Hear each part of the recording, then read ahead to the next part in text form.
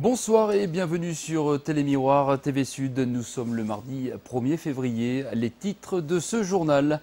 Rencontre avec Laurent Blanc, le sélectionneur de l'équipe de France, était dans le Gard hier soir. Le ministre de l'Agriculture en Languedoc-Roussillon, Bruno Le Maire, a rencontré les viticulteurs. Il souhaite visiblement soutenir la profession. Les transports en commun sont moins chers pour les employés du CHU de Nîmes. Nous vous expliquerons pourquoi. Demain, sortie du film Rien à déclarer, rencontre avec Danny Boone et Benoît Poulvorde à la fin de cette édition. Laurent Blanc, le sélectionneur de l'équipe de France de football, était dans le département du Gard hier en fin d'après-midi. Laurent Blanc s'est rendu à Rousson, près d'Alès, le village où il a passé toute son enfance. Le champion du monde 98 a rencontré l'amicale des éducateurs de foot district Gard-Lozère. Au programme, 2 heures de réunion pour notamment tenter de revaloriser l'image du football en France, surtout après la contre-performance de l'équipe de France lors de la dernière Coupe du Monde. Reportage Nicolas Pinchino. Il n'aura pas dévoilé sa sélection pour le match du 9 février contre le Brésil hier soir à Rousson, mais le sélectionneur de l'équipe de France aura profité de son passage dans sa région natale pour adresser un message à la ministre des Sports Chantal Jouanneau. Elle a le droit de dire ce qu'elle pense. Il y a plusieurs footballeurs qui l'ont dit. Vous-même, vous me le dites aussi à moi. Donc elle est en droit de penser, elle est en droit d'avoir une opinion. Moi, ma réponse sera faite jeudi à 14h. De son côté, il se dit libre et déclare ne pas subir de pression quant à ses choix en tant que sélectionneur. C'était d'ailleurs une partie des propos échangés avec les éducateurs du district Gard-Lozère, hier venus nombreux dans la cité Sévenol. Organisé par l'amicale des éducateurs du foot, le débat offrait aux entraîneurs des petits clubs amateurs la possibilité d'échanger avec une partie du staff de l'équipe de France, puisque Laurent Blanc était accompagné par Jean-Louis Gasset et Henri Émile. On essaie d'apporter le maximum pour le football. Aimé Jacquet avait dit, quand on a gagné la Coupe du Monde en 98, c'est grâce aux éducateurs si on a gagné la Coupe du Monde. Alors je suis sûr que ce n'est pas grâce aux éducateurs, mais on y a pris une part prépondérante et je crois que c'est une reconnaissance. Et de reconnaissance, il en a été question toute la soirée. Difficile pour les éducateurs de jeunes de montrer l'exemple quand les pros, de leur côté, nous ont montré le pire. Je pense qu'on a du mal vraiment et je le dis, je fais que le répéter, mais apparemment on a du mal à passer le cap, c'est-à-dire qu'on a du mal à oublier ce qui s'est passé en Afrique du Sud. Du travail donc dans les clubs amateurs, mais aussi pour l'équipe de France.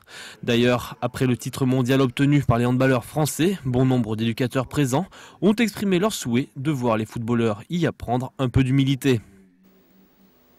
On reste dans le monde du football. 2 départs et une arrivée au Nîmes Olympique. Jean-Louis Gazot, le président du Nîmes Olympique, a signé Wilfried Niflor. Wilfried vient renforcer l'attaque des Crocos, mis à mal depuis le départ de Mukanjo à Monaco et de Haïté à Brest. Un portrait signé Olivier Michel. Il mesure 1,86 m, a bientôt 30 ans, est originaire de Toulouse, s'appelle Wilfried Niflor et portera le numéro 8 du Nîmes Olympique. Et même si sa signature a été effectuée dans les dernières heures du mercato d'hiver, cet attaquant n'est pas un second choix pour le club nîmois, qui lorgnait déjà sur lui alors qu'il jouait en Ligue 2 au FC Guignon. Il y a 3 ans et demi, j'étais venu dans ses bureaux. Je devais signer, mais ça n'a pas pu se faire pour X raisons. Et puis 3 ans et demi, maintenant je suis là, tout content d'être là, parce que c'est ma région, enfin ma région c'est le Midi, quoi. Je suis toulousain d'origine. Et non, mais le projet sportif surtout était vachement intéressant. Il y a un nouveau centre, des nouvelles installations qui se font. J'espère faire partie de l'aventure pour essayer de faire remonter ce club en Ligue 1. Après 3 ans passés en D1 bulgare et un titre de meilleur buteur sur la saison 2009-2010, Wilfried Niflor va donc venir renforcer l'attaque nîmoise, amputée par les départs de dernière minute de Mukanjo et Haïté. Oui, c'est une grosse déception, surtout qu'avec le recul, on sait que les joueurs savaient qu'ils allaient partir. Et si je l'avais su avant le match, je ne les aurais pas alignés tout simplement. Bon, maintenant on passe à autre chose. Wilfried, vous le connaissiez, pourquoi l'avoir recruté? C'est un joueur qui m'a posé beaucoup de problèmes quand j'étais à Angers, quand j'étais à Créteil. C'est quelqu'un qui a d'énormes qualités, puis c'est surtout un buteur. Il n'a pas besoin de beaucoup de ballons dans la surface pour marquer. C'est ce qu'on recherchait, donc je suis très content de l'avoir. Verdict dès ce week-end, puisque le Toulousain sera présent sur la feuille de match, celle de la 22e journée du championnat de Ligue 2, où le Nîmes Olympique, 13e avec 27 points, se déplace à Grenoble, lanterne rouge, avec 17 points. Le ministre de l'Agriculture en visite dans la région. Hier, Bruno Le Maire a rencontré les viticulteurs. Il a promis que l'État serait aux côtés des vignerons du Languedoc-Roussillon.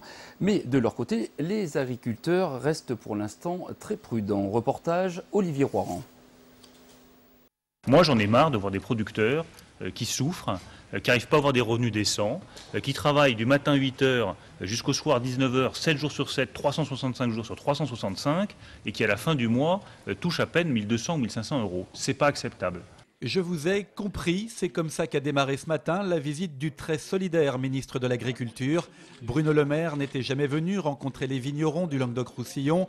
Et après un petit verre au pied du pic Saint-Loup, il se retrouve à Montpérou face aux représentants régionaux de la viticulture, face aussi aux problèmes de trésorerie, notamment pour ceux qui n'ont pas touché leur aide à la restructuration pour leur vignoble. Les pépiniéristes attendent les paiements de l'année dernière de leur plantation dont nous avons fait sur le vignoble en 2010.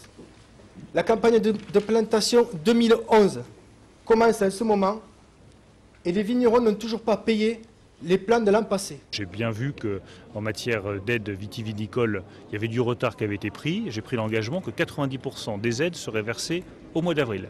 J'ai pris un deuxième engagement sur les aides européennes cette fois-ci, c'est que l'intégralité de l'enveloppe soit bien dépensée. Et l'autre engagement du ministre, c'est d'aller rapidement vers un système de contrat avec les producteurs pour stabiliser leurs revenus. Une mesure urgente pour les professionnels. Aujourd'hui, nous conduisons des exploitations au jour le jour, à la petite semaine. Nous, on ne veut pas de ça. On va avoir une lisibilité dans le temps sur le prix qu'on va vendre notre production pour pouvoir faire des investissements ou ne pas en faire, si jamais le cas échéant. On a besoin de lisibilité des marchés. Quel sera le cépage demain qui, dans le monde, va être prisé des consommateurs? Tout ça, nous ne le savons pas. Et nous avons besoin de lisibilité pour tout. Une visibilité qui pourrait être aussi valable pour les produits. Les 20 pays et les AOC vont pouvoir désormais être placés côte à côte dans des rayons de supermarchés identifiés, Languedoc-Roussillon. Mais tout le monde le dit, les tests qu'on est en train de faire ont montré que chaque fois qu'on se montre ensemble, on a cette richesse de diversité. On part des bulles, on va au vin tranquille, en passant par les VDN, en passant par les cépages. Personne ne peut le présenter ça en France, il n'y a que nous.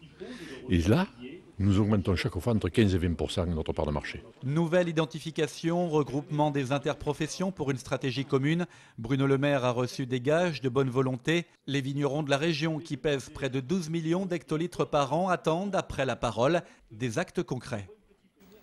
En bref, cet accident de la route, un poids lourd s'est couché sur une route départementale près de Fourques hier soir. Sous le choc, la citerne du camion qui transportait du fioul s'est éventrée. 10 000 litres d'hydrocarbures se sont déversés dans un petit ruisseau à proximité. Une entreprise spécialisée en dépollution a pompé le carburant toute la nuit et une partie de la journée pour éviter toute pollution. La route a été rouverte ce matin. Merci aux SDIS du Gard pour ces images. Attention au prix du ticket de péage ASF. Les autoroutes du sud de la France augmentent leurs tarifs. Il faudra compter une hausse du ticket de plus 2,47% pour les véhicules légers et de plus 3,87% pour les poids lourds. Pour relier Nîmes à Montpellier en voiture, il faudra rajouter 10 centimes d'euros. Le ticket passe donc de 3,30 € à 3,40 €. Nîmes Métropole et le CHU ont signé en fin de semaine dernière une convention plan de déplacement entreprise. Objectif, inciter le personnel de l'hôpital à prendre les transports en commun en leur proposant des tarifs alléchants. Une partie du prix du ticket de transport est à la charge de l'entreprise qui signe cette convention avec l'Agglo de Nîmes. La CPAM, la Poste ou encore la SNCF ont déjà fait cette démarche. Explication Olivier Michel. Ils sont aujourd'hui 12 000 salariés gardois à pouvoir bénéficier des avantages du plan de déplacement entreprise. Premier d'entre eux, une réduction de 50% sur le pass salarié, un pass qui donne accès à tout le réseau Tango pour 10,42 € par mois. dans ce conventionnement, l'employeur s'engage dans les frais de déplacement à hauteur de 50% au niveau du pass salarié. Si on peut éviter au personnel de rester dans les embouteillages, de rester dans des dispositifs de déplacement lourds et pénibles, je crois qu'il ne faut pas se priver de ce genre de démarche, de ce type de réflexion. Dernière entreprise à rejoindre le dispositif, le CHU de Nîmes et ses 5000 salariés. Objectif, résoudre les problèmes de stationnement sur le site de Carrémo et encourager l'utilisation des transports en commun. Seuls 4% des salariés du CHU les utilisent.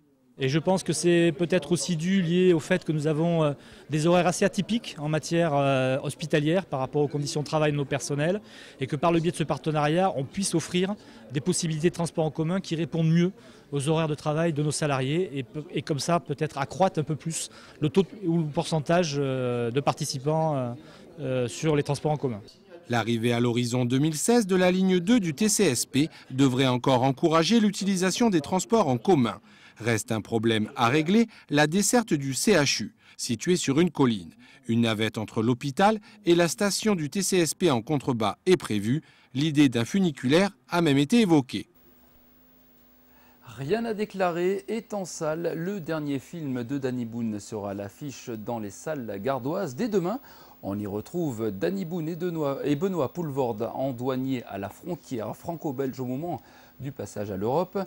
Rencontre avec les deux stars du cinéma français. Ils étaient de passage à Nîmes il y a quelques jours lors de l'avant-première, Marlène Roche et Nicolas Pinchino. La France, c'est un pays de gros. De gros abrutis. Là, j'ai écrit pour lui, il n'y avait que lui, un acteur de son envergure pour jouer un gros con pareil. À le jouer? Ah ouais, j'ai eu beaucoup de plaisir à le faire, ouais, parce que c'est toujours agréable de jouer les cons, hein. C'est un vrai plaisir, donc c'est souvent les personnages les plus rigolos, les cons.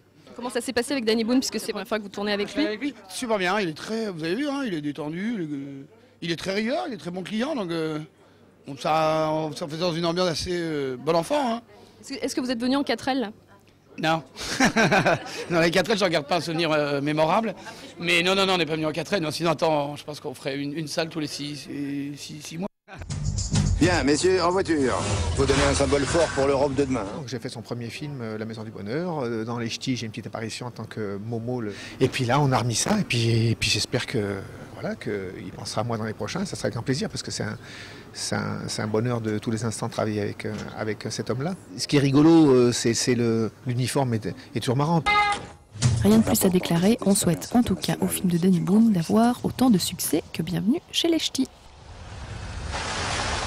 C'est bien parti. C'est la fin de ce journal. Merci de votre attention. À suivre, Noir et Blanc. Patrick Mallet nous amène au cœur de la manade Laurent. On se retrouve demain à 12h30 et 19h30. Très bonne soirée sur Télémiroir et TV Sud.